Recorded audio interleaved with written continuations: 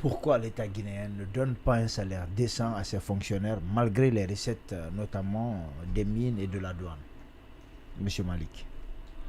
À quel niveau se situerait ce salaire décent? C'est la question que je me pose. Euh, Dans le micro, la s'il vous crainte plaît. principale, j'ai peur de respirer dedans, c'est mal positionné. Il faut régler ça, c'est pas bon. Donc, je disais, à quel niveau se situerait ce salaire décent? C'est la première question qu'il faut se poser. Un salaire qui assurait, par exemple, le minimum vital et donnerait la possibilité à ceux qui travaillent de pouvoir bénéficier de hors d'œuvre, c'est-à-dire faire des vacances, pouvoir soigner des enfants. Ça, c'est une question qui devait être à la portée de chaque gouvernement. Mais le problème qui est posé, c'est la réalité économique, le principe de réalisme économique qui oblige l'État, on va dire, à faire des choix.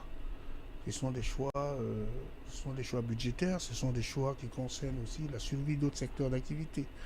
Les fonctionnaires représentent aujourd'hui une part importante, la masse salariale des fonctionnaires représente aujourd'hui une part importante du budget de la nation.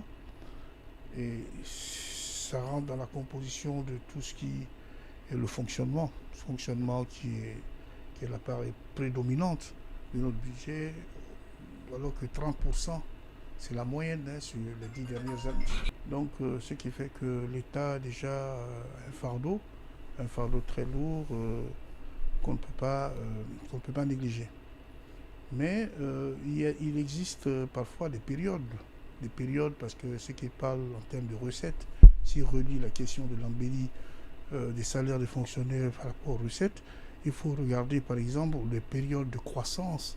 S'il y a des périodes de croissance et qu'il y a des recettes supplémentaires constatées au niveau de nos régies financières, qu'on pense par exemple à revoir le niveau de rémunération ne serait pas une mauvaise chose.